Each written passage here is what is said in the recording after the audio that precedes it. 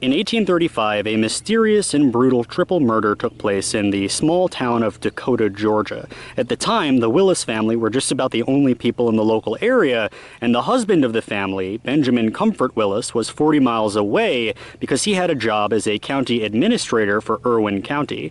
And so while he was out, his family was murdered. His wife, Blancett Willis, her daughter, and her infant granddaughter, they were all scalped and found in and around the house. However, what's so unusual about this is that they blamed it on Indians because of the scalping. But at the time, any Indian trouble would be up in North Georgia. This community is very far south, and the Cherokee were nowhere near here. Now, you could have blamed it on the Creek, but the Creek had signed away their land in the 1820s. And furthermore, most violence had subsided after the Creek War of 1812 and 13, where most of them were exiled to Alabama. Sure, they could have done a raid here into Georgia, but it was a very long ride from Alabama, and it would have served them no purpose.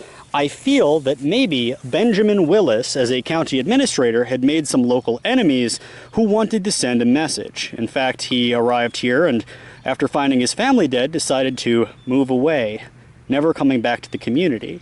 And the Creek, I don't think were responsible for this because, again, they were the closest ones to this, but they were miles and miles away over the state border.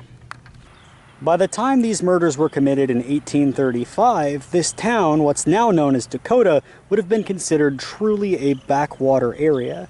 The creek had mostly been entirely removed, but some of them might have feasibly been living out in the woods. Still, the U.S. military patrolled the area very regularly, especially after the Creek War several decades prior. So whoever killed them, if it wasn't Indians, and I don't think it was, because the only evidence they have is that they had been scalped, whoever it was living very far out in the woods. And furthermore, if they were able to kill 3 people, and they also knew that Benjamin wasn't home, I think that they had some advanced knowledge, and they knew who Benjamin Willis was, and they waited for him to be gone before they took the lives of his family.